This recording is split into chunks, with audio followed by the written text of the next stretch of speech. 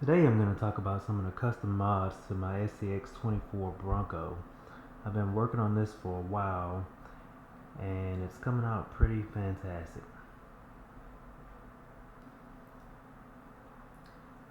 I wanted to get a lot of performance upgrades but also keep the truck looking exactly like I would want my actual personal truck to look if I actually had a crawler. You see a lot of videos on YouTube with some of the crawlers looking like some vehicles a mad scientist made in his lab.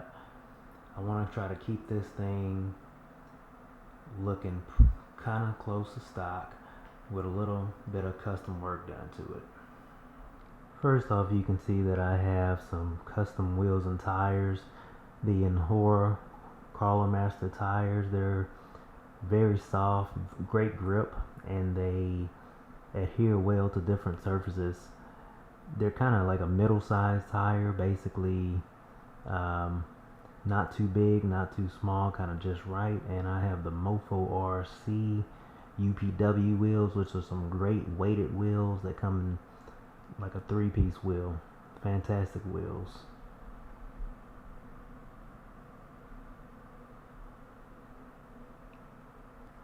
Also have some rock sliders on the side to protect the vehicle against rocks when it's crawling. On the front I have a Injora metal bumper which just looks good, but I'm actually going to lift that bumper a little bit because it's catching on, and even the stock bumper is pretty low, so it needs to kind of be raised to get the best performance out of the vehicle.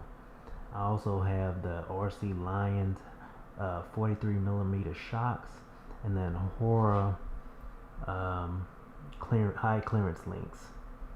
Also an Injora 50-tooth motor and the Injora low center of gravity carbon fiber chassis.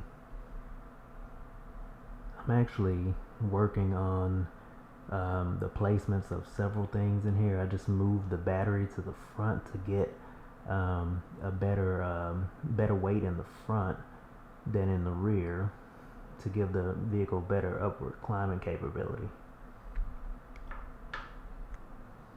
Here I have an Emaxx Servo. It's a lot more powerful than the stock servo. Once you add all this weight to the vehicle for performance, the stock servo just cannot handle turning the weights on the wheels, the larger diameter axles.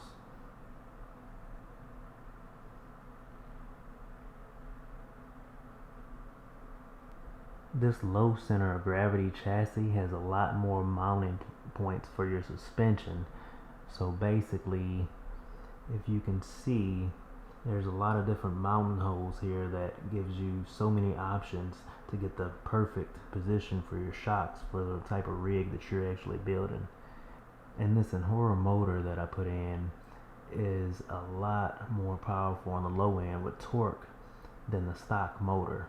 Once you add all this weight to the vehicle, it's hard for the stock motor to actually get enough power to pull it over different obstacles and stuff. So it's kind of one of the things you need to think about changing out if you're gonna add a lot of extra weight to the vehicle.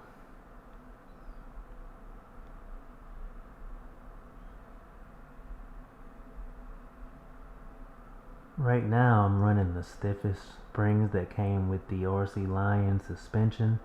The more weight that you add to the vehicle, you almost have to add some of the stiffer springs to get accurate support. I was, before I added a lot of extra weight, running the softer springs from the suspension, and the more weight I added, the more rubbing and scraping I had against my fenders with my wheels. So to balance that out, the more weight I added, the heavier, stiffer suspension springs. You can see here the custom Injora bumper looks great, but it gets in the way of a lot of obstacles. So that's why earlier, if I lifted that and made it flush with the actual grille of the vehicle, it would have a lot of clearance and still protect my grille. So that's one of the next mods that I'll be talking about here in a future video. Also, I'll be going over limiting straps and different weights that can be added to the vehicle for better performance.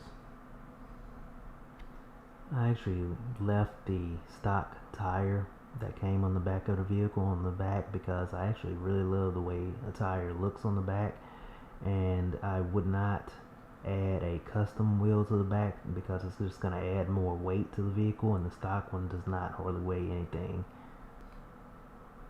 There's also a lot of extra brass added to the vehicle for weight. The diff covers are brass, the steering knuckles are brass, and I'll be adding a few more brass items to the vehicle to kind of counter things out and add weight to certain points that I want. Go ahead and comment if you have any questions, and I'll answer those questions in the comments.